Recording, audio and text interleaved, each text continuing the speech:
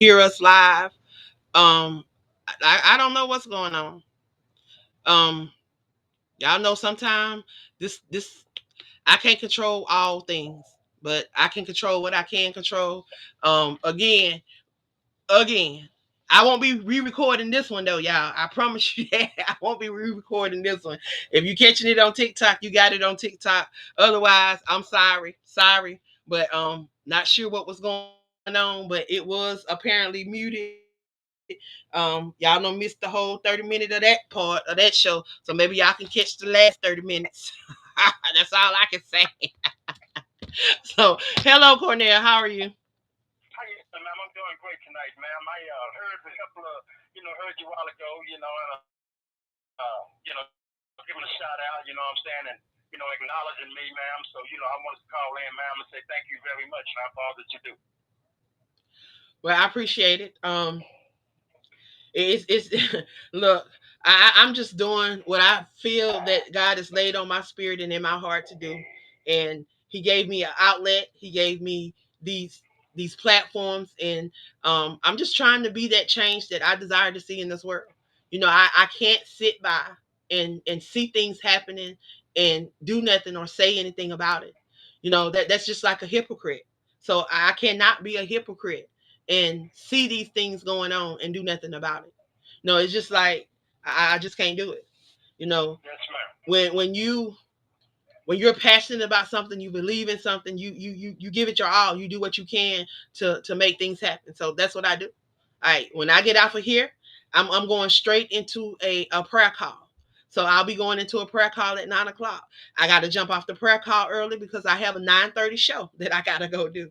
See, when you be about God's business, and I hardly ever get tired, because I don't operate on my energy. I operate on the energy that and the power that He placed in me. That breath, I exactly, that breath that He breathed in me. But I've been talking for the last 30 minutes. Those over here on Twitch, I mean over here on TikTok, have heard me talking for the last 30 minutes. So you're here. So please, I want you to share a little bit of what you would like to share on tonight. I was just sharing with them that you were one of the individuals that is in the process of transitioning home. Um, Cornell is in a program. He has less than 20 days. Um, Today, um, it is 20 days before he will complete this program. And then they have 21 days to release him. So within the next um, 41 days, he should be a free man.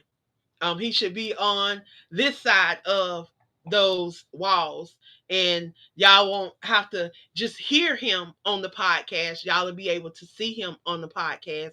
He'll be able to join Shanette in the studio, and they'll be able to do what they're doing. Um, I'm excited because he is someone that plans to be out in the field. He plans to be out on these these courthouse steps. His work does not stop. It just begun, y'all. It is going to just be beginning, because now it amplifies what he is doing is going to be amplified, because now he's going to be a free man. He's going to be able to walk up to these people, and he's going to be able to have conversations with them, and he's going to be able to, you know, um, to get some things straight, to get some things right. So Cornell, I'm gonna move on out the way. The floor is yours to share and to do as you please on tonight. Well, yes, ma'am. Thank you very much, ma'am. Saying that, ma'am, I want to, go back and start off where I found that a man can be wrongfully convicted of a crime they did not commit. And, I've been in and out of prison since 1978, ma'am. Okay, and, I was guilty of my crimes back then. But then in 1991, I came to prison, and my next door neighbor, he was telling me that he was innocent. And I was like, there's no innocent people in prison. He said, man, I'm innocent. I did not commit my crime. It's a rape case. He said, man, I didn't do it. I said, well, show me you didn't do it. And he showed me a time card. And the time card said 11:30 p.m. PM. And that's the time that he was at work. Well, he showed me a police report saying 11:30 something p.m. So he couldn't have been two places at the same time. Well, as I got deep into this guy's case, ma'am, I come to realize that this man was actually innocent and that he had a 60-year sentence and he was in prison already serving 14 years in. And it really touched me to know that people can be wrongfully convicted for crimes they did not commit. But it was hard trying to find help for anybody to get involved. The American Civil Liberties Union, the NAACP, all these advocacy groups who claim to help people like us, well, they shut the doors on our face. But I never stopped. In 2000, matter of fact, they came out with the DNA law. So what I did to help this guy, I filed a DNA motion to see if I could get this man a new trial. Well, they granted the motion and gave him a DNA test. And come to find out, the man was actually innocent of the crime that he said he didn't commit. So this opened the door for a lot of guys to be able to come in and try to prove that they're innocent. Because DNA is 99.99.99%, which means that you did not commit the crime. Well, is there any other way that you can prove that you're actually innocent without DNA? Well, since that time, ma'am, it has been discovered that our system is packed with corruption, robbery, DA favoritism, double billing, evidence fixing, and corrupt. This is bad. But how do we fix that? So now the question is this: what is wrong with our criminal justice system, and how do we fix it? Who's responsible for fixing these problems that we have? Because we have way too many innocent people in prison who don't have nowhere to turn for help. Our governments are not even acknowledging these people. In Dallas, Texas, Dallas is the #1 city in the state of Texas that has the most wrongful convictions. Then you got Houston. Then you got San Antonio. Then you got all these other counties where people have been wrongfully convicted and overly incarcerated for crimes they did not commit. But now then you got the Texas law parties. Well, innocent people are being convicted for a crime somebody else committed. Being sentenced to capital life sentences and having to do 40 years from 16 all the way to 40 years without the possibility of parole. So how is this possible that an innocent person who was just accidentally across the street get charged with a capital murder case and didn't have nothing to do with it under the Texas law parties? Well, now we got the 3-strike law. We got all these laws in place that the government has placed upon us to be convicted for these crimes, but these crimes are not being proven beyond reasonable doubt. Indictments are being falsified. Arrest warrants, people are being arrested without being arrested based upon the probable cause. See, probable cause is the only way that a person can be held accountable for a crime. But we got people sitting in jails right now whose crimes are no good because that was never no probable cause. But who's to say? The government is not going to tell it on itself. Then we got a plea bargain process where kids are pleading guilty every day for crimes where no evidence is being presented to prove that they even actually committed the crime. All they're doing is scan these kids into accepting 20 years, 30 years, 40 years, and 50 years for crimes that were never proven. So our system is basically clogged up with a bunch of corruption. And we need to fix this. We need advocacy groups to come in and get involved into what's wrong with our criminal justice system. Our parole board system is broken. People now here is going to complete a program and they're still here 5, 6, 7 months later after making parole. This is sad.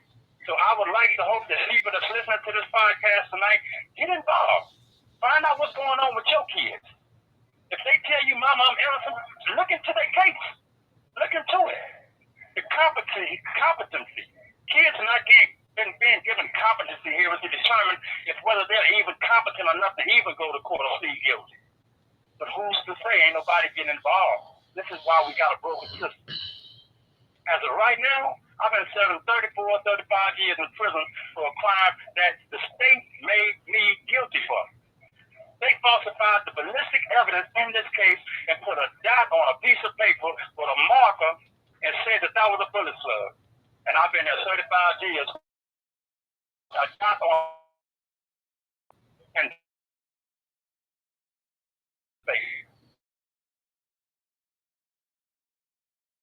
So now my fight will never stop because I will always fight for what's right. I've helped a lot of people get out of prison. And they wondered, Mr. Plummer, why come you can't get yourself out of prison? Well, because I'm a political prisoner. I'm the one who's going to stand up on the forefront and fight for your freedom as well as my own. So I'll never stop. I will never get scared of what they might do to me and when they might do it. So I will always be here. So right now, I am a part of Let's Talk About It with my co-host, Mr. Ned Johnson.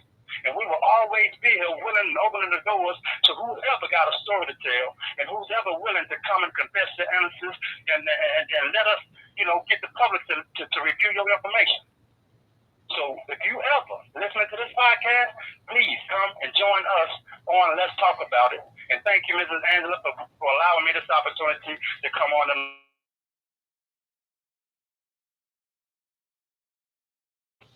Wow. Um, within that Texas, that TDCJ system, boy. Um, it's not over. Trust and believe it's not over. Um, I keep telling them if they need a consultant, I'm here. I'm willing to sit down and talk to Brian Collier, who oversees the TDCJ. My teacher seems to feel like the information that I provided in that project um, qualifies me to consult them. Um, Evidently, there was something within those projects that TDCJ needs. Because if my teacher can say that, there's definitely a need. I got all my points for that paper. For that project, I got all my points. I was concerned because I was like, okay, this is really not a business. But then when I took it to them and I presented it to them, yes, it is. It's a business. They have stakeholders. They have a board of directors. They run just like a business. They take money in. They are a business. He accepted my project and I went to work. I went to work finding out about TDCJ, finding out how they operate, finding out their structure, finding out the different things, finding out some of their stakeholders. And whenever you mention stakeholders to any of them people inside any of those letters, they jump. They jump. You want to know? That's how they came over there to Dominguez because I said, let me contact some stakeholders and see what the stakeholders would say about that $1 million that was distributed over there, that was given to them, that was granted to them. I see y'all got all kind of y'all got some running water. Y'all showers work now. Y'all can use the toilet.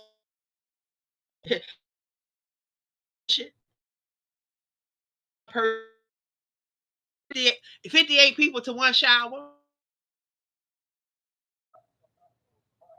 So you are intentional about the things that you do, you will. But when you have, make it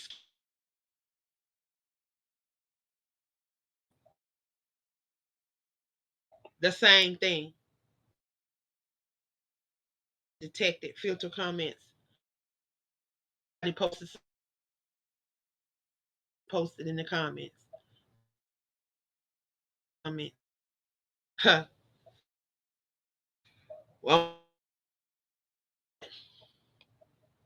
they always say words outside of what are comments being posted. I TikTok. I am post. I can't control what people post and what people say. But if you can, please watch your comments. Watch your. They don't flag. They don't flag the comments. They said community flag comments detected.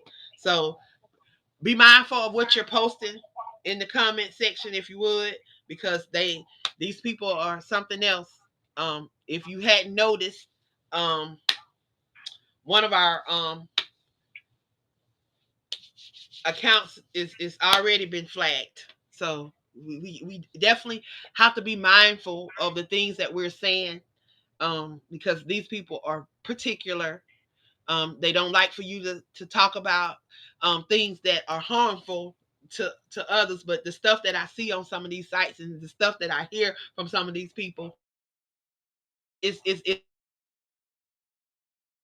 because how can one group of people say all of this stuff, but then when one group of people say something, it's a problem. It is always a problem.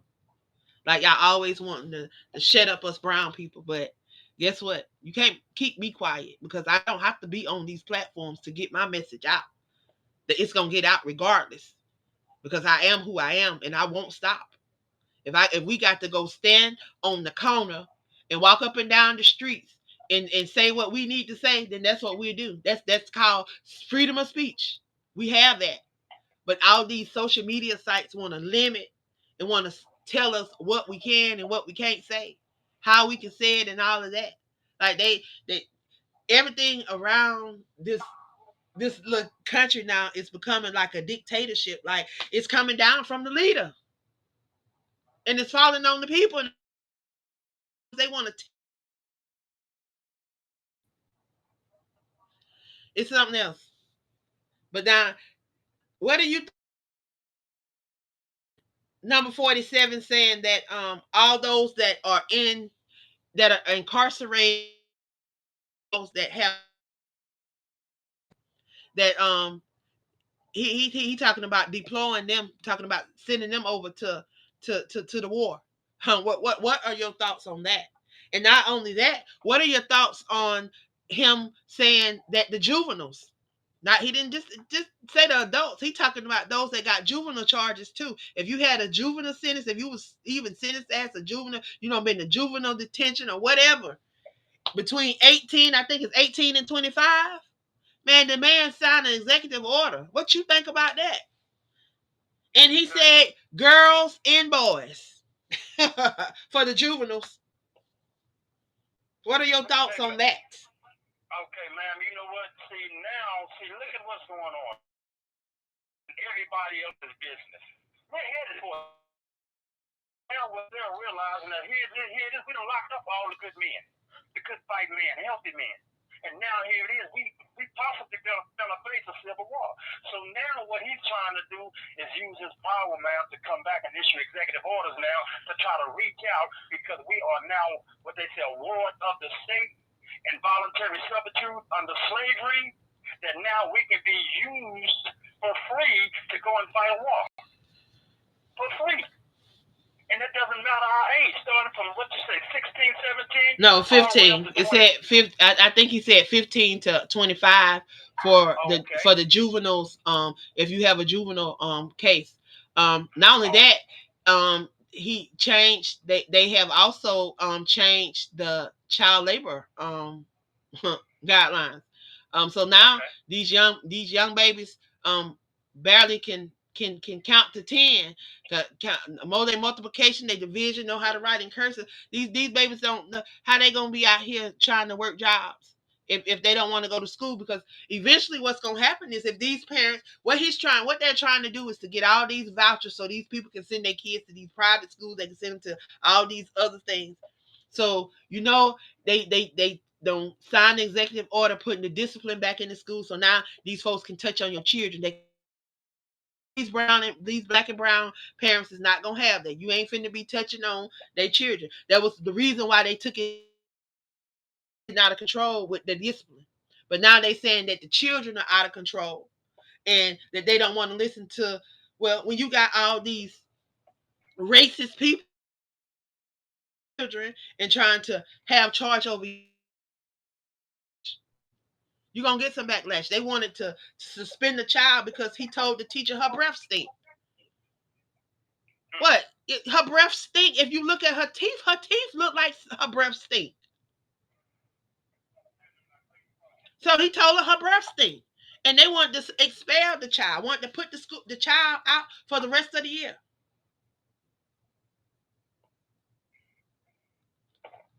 But this is what they doing. This is all of the stuff that they're doing. They eventually going to, if you don't want your child going to a one of these institutions that they gonna have set up, and you don't want them to go to one of these schools, then they they're gonna have to go to work.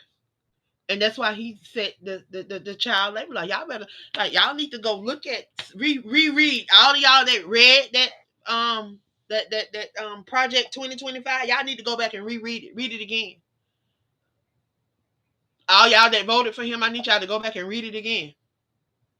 And tell me what part of that did you not see that you thought that he wasn't gonna do. Because everything that he told y'all he was gonna do, he has done it. So, like, we can't be mad. We can't be mad because everybody that voted for him, and then all those that did not vote, you are to blame too. You are to blame too. But either way, we was gonna be screwed. So a lot of people is saying they rather be screwed this way than to be screwed the way we were gonna be screwed by Camilla, because they had a problem with her. Number one, two things they had a problem with, and y'all know what those two things were: the fact that she was not a male, and then the fact that she was of not their origin. They was not. She was not one of them. So that was a problem. That was a problem for them. So they definitely did not want her there. And then a lot of them thought that, oh, she about to start letting all these foreigners in. She gonna open it up, and it's gonna be all kind of immigrants in. We was gonna be overrunning with immigrants, and that's what they didn't want, because they felt like we had too many of them here now. But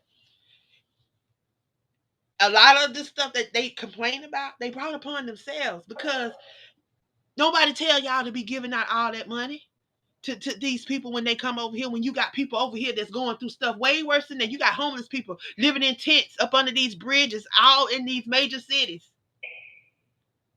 You talk about all these major cities, but yet we can spend billions of dollars sending condoms and sending all kind of unnecessary stuff to different places.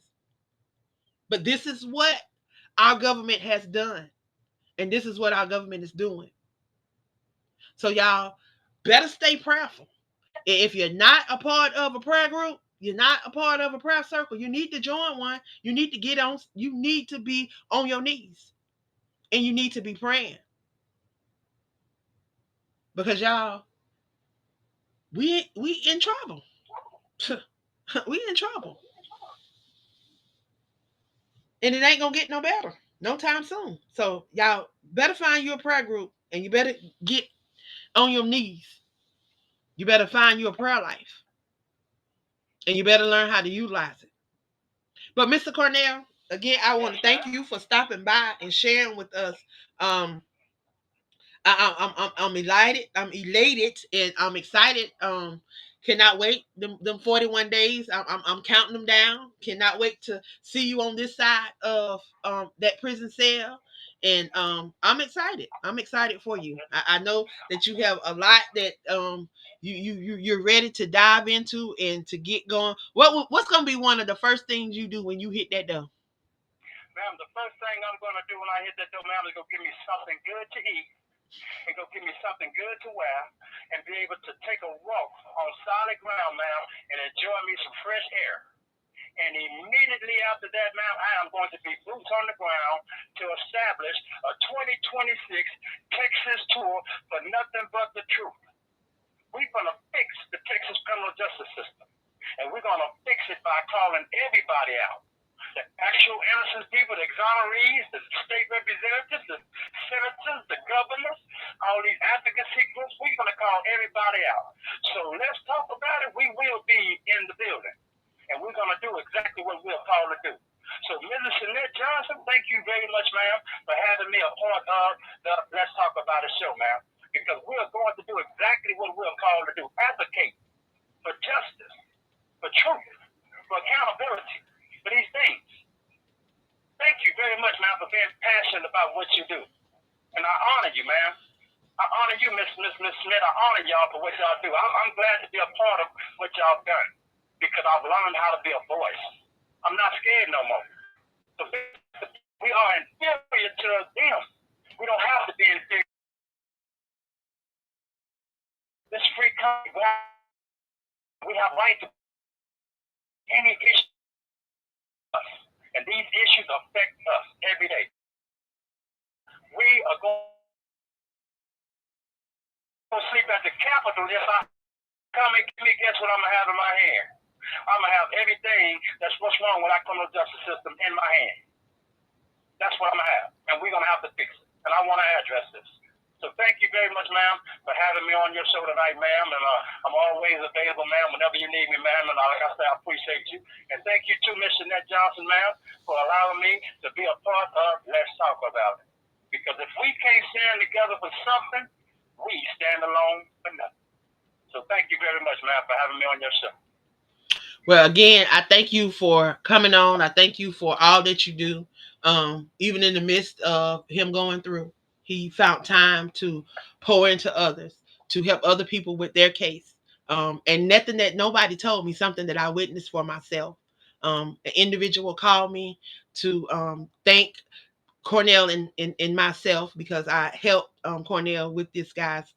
Well, I didn't help him. I was the middle person in trying to make sure that things got to the person that they needed to get to. But he was able to help this guy get back into court. Nothing that nobody told me, something I witnessed for myself. But the guy's back in court. He's getting his case heard again. They have discovered some new stuff that could possibly set this man free. Not only that, Cornell was able to help someone that had money stole from them, taken from them because a judge, a lawyer, simply did not do his job, did not represent him, did not do what he was supposed to do, and took $20,000 from him. Cornell was able to get that man his $20,000 back. Nothing that nobody told me, something that I witnessed for myself. Got the evidence because the family purchased $500 worth of T-shirts that we were doing a fundraiser for. So you tell me, where there's a will, there's a way. And if you want to do the work, you can do the work. So if you got somebody that's incarcerated, they wrongfully incarcerated, overly incarcerated, and you know that there is some loopholes, there's something that could possibly set them free. I'm telling you, reach out to Cornell, reach out to Jeanette, reach out to myself, and let them look at the case. Let them look at and see how they can address the case. Because they can show you how you can tap in. Y'all, we help mates one to another. And we are the change that we desire to see over here on the Crew Podcast. We will not be moved. So I thank you guys for tuning in again. If you're out there and you are looking for a podcast family, y'all, we have space over here. We're launching a new strictly for our males. And it's gonna start in July. Gonna air at 7 p.m. Sunday through Sunday through Friday, just like the Crew Podcast at 8. We're gonna have an all males line that's gonna be coming through at 7, and they're gonna air Sunday through Friday. If you are a male and you're looking for an opportunity to allow your voice to speak and amplify that message that's been placed on the inside of you, I implore you to come join them kings of the airways. They're taking their throne back. They're taking their rightful place where they should be. And I'm going to provide that space for them to come and amplify their voices. Zach Williams Matthews is going to be one of the hosts over on the network. He's going to be one of the hosts. His first show is going to be July 7th. So I implore you guys to come check him out. He's first and third Monday. Every first and third Monday. Of course, we still have 3 slots right here with them divas, with them queens, y'all. We need 3 queens to join us. We have a spot first and third Sunday. First and third Thursday. Fourth is fourth Monday and second Thursday. If you want to take out of those 3 spots, we have space for you. There's an opportunity for you to share your brain. So I encourage you, I implore you to get connected, get involved. If that's what you want to do, there's opportunity to allow your voice to be amplified around the world. We stream live through Facebook, YouTube, Twitch, and Kick, and sometimes I go live on TikTok as well. And we upload to Speaker.com, Spotify, iHeart, Deja, Amazon Music, Listen Note. There is 10 to 15 different locations that you can be seen and heard on. So I implore you to get involved. I gotta go, y'all, because I gotta get ready to jump on this prayer call. I got 1 minute to get over there, but I gotta jump on this prayer call. If y'all can, come back, because tonight at 9:30, I'm going live back here again for Walk in Purpose with Angela. Y'all have 3 amazing guests that's gonna be stopping by. So y'all come on back. I love y'all. I appreciate y'all. And till next time, be that change that you desire to see in this world. I love y'all. Be blessed.